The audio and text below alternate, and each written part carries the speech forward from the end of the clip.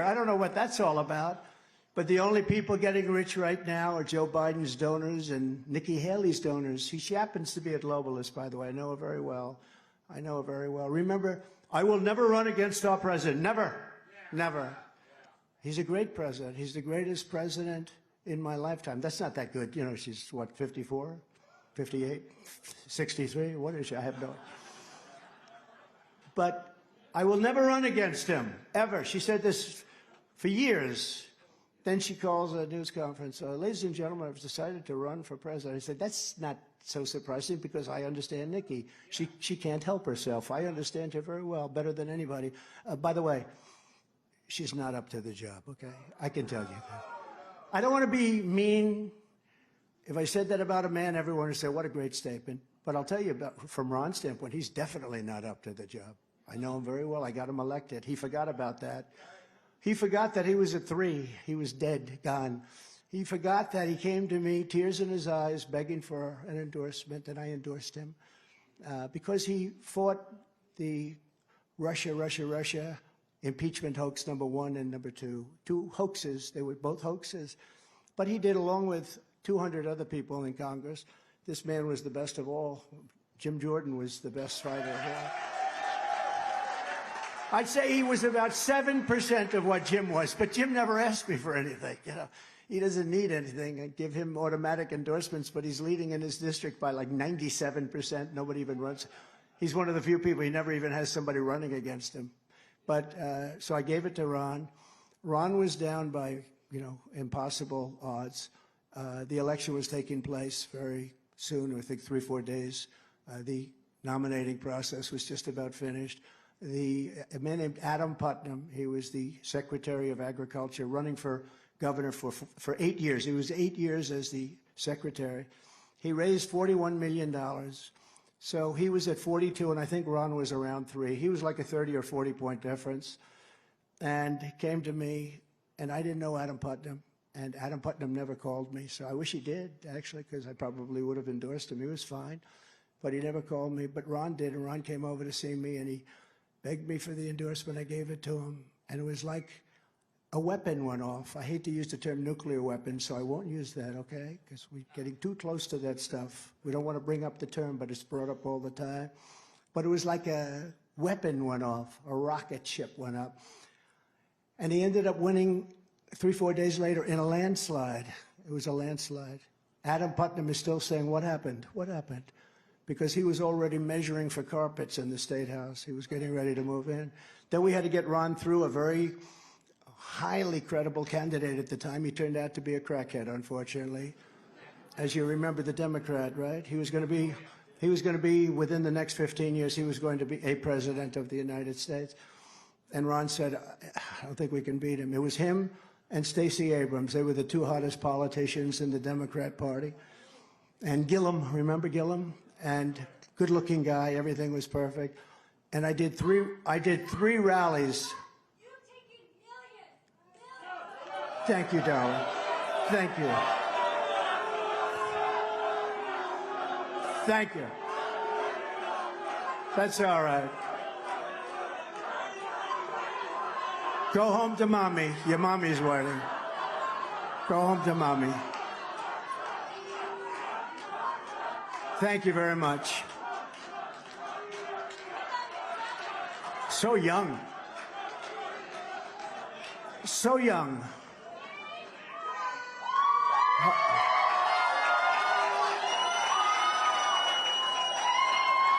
You know? It's amazing, because that used to happen all of the time.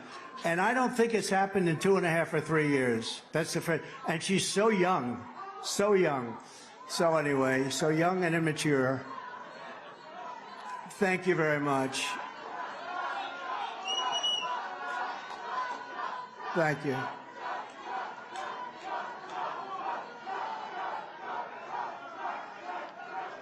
It always adds excitement, I will say that.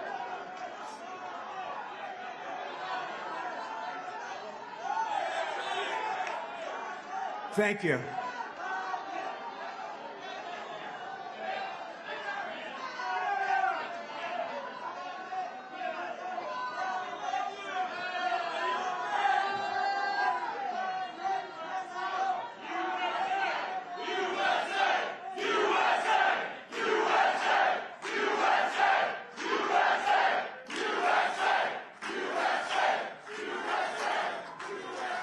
That's all right.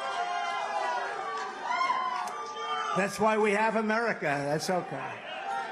But they'll figure it out. You know, they're fighting oil. They're fighting oil. They're basically saying, let's close up our country because if you notice, China's right now building, China is building actually every week a coal-fired plant. And these people are fighting, and you're going to end up with a country that won't be able to compete if you listen to them. But they'll grow up. Thank you. They'll go up, they'll get older, and they'll understand that it's very important what we're doing. We speak from common sense. You know, we're really the party of common sense. People say, are you conservative? Yes, I'm conservative. We did a lot of conservative things, but we're really not liberal, conservative. We're the party of common sense. We want to have borders. We want to have elections. We want to have low taxes, a strong military.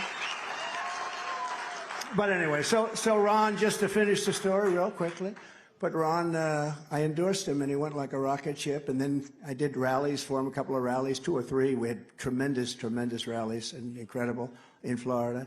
And he still felt he wasn't going to win. I said, I'm telling you, you're going to win. And he ended up winning by 2 points, very little. And the other guy turned out to be a disaster. Thank goodness he wasn't put in, but Ron won. And then 4 years later, they said to him, will you run against the president? And he said, I have no comment. He said, I have no comment. I got him in. I got him elected totally. He was down by like 40 points for the nomination, and he was going to definitely lose to their new star, who turned out not to be a star. And when I did that, I don't know, there's something about the lack of loyalty in politics. Now, Nikki also, but to a much lesser extent. I mean, she has at least a right. She got there. I gave her the position, but I gave it to her much more so because I wanted Henry McMaster, who was a lieutenant governor, to be the governor of South Carolina. And he's been a great governor, right, Billy? Great governor. And Henry's done a great job. And Nikki did a good job. She was okay, but she's not right to be president. I know it very well. The wrong thought process, the wrong policy. And honestly, she's not tough enough. She's not tough enough. These are tough people. We're dealing with the toughest people in the world. We're dealing with people that are on their game at a level that you've never seen. President Xi of China, Putin. Putin would have never gone into Ukraine if I were president. If that election wasn't rigged, he would have never, ever, not even a chance. And it was the apple of his eye. And you could take a look at North Korea. Kim Jong-un, very smart, very tough, but he liked me, and I got along really well with him, and we were safe. We were going to have a war with them, and they have a massive nuclear stockpile, possibly as big as anybody. And so we did a great job. But we were disappointed with Ron. It showed tremendous disloyalty. I said, listen, let's hit him. And then I wanted to think of a name for him, and I just sort of said, he's a sanctimonious guy. He's sanctimonious. And I said, Ron DeSanctimonious, and it sort of worked. A lot of people didn't like it at the beginning. Now they love it. You know, they grow on you. Sometimes they grow on you positively or negatively. But he said, and then people would say, sir, you're hitting him very hard. I don't think you should. Why, he's a Republican. I said, I don't care if he's a Republican. They're saying he's a Republican. What the hell difference does it make? The guy says to me, he says that he has no comment. When they say they have no comment, you know what that means, Al? That means they're going to run. So we hit him very hard, and by the time he announced, he was over. I think he was over by the time he announced. He said, sir, it's too early. I said, it's never too early. Anyway, so he's not doing well. It looks like he's in 5th or 6th place in New Hampshire. We're doing really well in New Hampshire, by the way. Really well. We're really doing well everywhere. And then people don't know, we go to Nevada. We just had a poll out. We're at 89%, Madam Attorney, 89% in Nevada. Then we go to Nikki Haley's state, South Carolina, where the governor endorsed me. Where Lindsay and everybody, I mean, we're just about, everybody's endorsed me almost. And we're leading her by 40 points or 50 points, which is pretty tough to do. And then we come down and we eventually get to Florida. We love Florida. We're leading one-on-one with Ron. I'm at 89 and he's at 11. That's a big difference. And we started, I was slightly ahead in all fairness. You know, people don't know, in Florida, I got more votes by 1.5 million than he did. They talk about his great victory. But he only had that victory because of me. But I got 1.5 million more votes than him in Florida. But they did a poll, and he's not even a factor. So he's really hurt himself, because I think he would have, if he were a loyal person if he would have waited 4 years, he's young, he's a young guy, he would have, I don't say anybody walks in, because you still have to show some semblance of personality. You have to do some things right. And so it's never a walk-in, but let's assume he would have gotten my endorsement and he would have been loyal and everything else. But I think the lack of loyalty, a lot of people said when I went after these two people and a couple of others, sir, very, highly paid professionals in the back, they said, sir, people don't care about loyalty in politics. I said, I think they do. And when I explained, when I explained about loyalty, like as an example, excuse me, with your governor, I gave her, think of it, first in the nation, I gave her ethanol, I gave her everything. But she was lieutenant governor, just like Henry McMaster. And I took Terry Branstad out, and I made him ambassador to China. And she became, because of me, she became governor. Typically, when that happens, when you're appointed governor or senator, you don't do well in the next election. Very rarely do you win. I don't know if you have when you get appointed, you very rarely win. She was losing by 10 points, and she called me, would I do a rally for her? I ended up doing 2 rallies and giving her a very big endorsement, and she ended up beating a very rich, I don't know who this guy is. All they said is he's a rich, very good-looking farmer. Well, those are good credentials for Iowa, right? Rich, good-looking farmer. And he was going to win. And I came in and I saved her. But then I gave her, first in the nation, gave her everything. Really good. And I figured, again, I don't do quid pro quo. But when I came in and I announced, I said, by the way, are you going to be endorsing me? Sir, I'd rather remain neutral.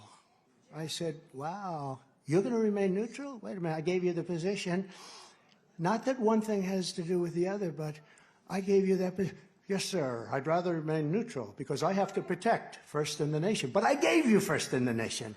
Then she said, well, you have to understand, I'm the governor, and I want to be able to travel with each and every candidate that's running against you, and you too, sir, and I want to campaign with you. I said, you mean you'd campaign with other candidates? Yes, sir. I said, I don't want to ever see you on my campaign again. And that was it. And that was so I don't blame her for then picking somebody, because we wouldn't let her go to any rallies or anything. But here's the thing I'm most proud of. She went from the most popular governor in the United States in 2 weeks to the least popular governor. She's the least popular governor in the United States. But I just thought it was very disloyal. I just don't understand it. I don't understand it. And that happens in politics. What?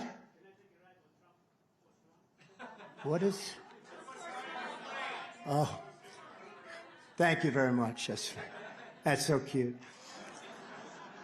Nikki and Crooked Joe are both backed by warmongers and left-wing globalist Wall Street, millionaires and billionaires who crave to destroy the MAGA movement. People are not happy with MAGA because MAGA's taking over. MAGA's, when you hear the fake news when they say, well, MAGA represents 44% of the Republican. No, MAGA represents 95% of the Republican Party. Whenever you hear this stuff, and it's an amazing thing. When Joe Biden gets up and he's so angry, we're going to fight MAGA. And I say, what does MAGA mean? He has no idea. You know what it means, Joe? It means make America great again, right? It's a simple thing. No harm intended. Probably the greatest phrase in the history of politics, right? MAGA. I almost changed it to CAG, Keep America Great, right? But it didn't seem to have the magic. You just can't, there'll never be anything like MAGA, Make America Great Again. And then after he ran the country, I couldn't use CAG because America right now is not a great country. We're laughed at all over the world. Unlike Nikki, I'm working for you. And, I'm working for you. And she's working for a lot of other people that don't necessarily love our country so much. You're going to find out a lot about her in the next short period of time, but she's starting to fade as people find out, and she's got some really bad money behind her. She's got Democrats financing her in New Hampshire. She's got Koch, who's a globalist, total globalist. He's fighting her. It's funny. He said he had the best years he's ever had under the Trump administration. He actually made a statement. Charles Koch, David was a friend of mine. Charles, I don't really know Charles Koch. I saw him interview. He had a broken leg and he had Bermuda shorts on. I said, if I had a broken leg, I wouldn't be wearing Bermuda shorts during an interview. I thought it was the worst interview I've ever seen. Under the Trump administration, you were better off, your family was better off, your neighbors were better off, your communities were better off, and our country was better off. We were never stronger than we were just 3 years ago, energy independent. America was stronger, richer, and safer, and more confident than ever before when I sat behind the Oval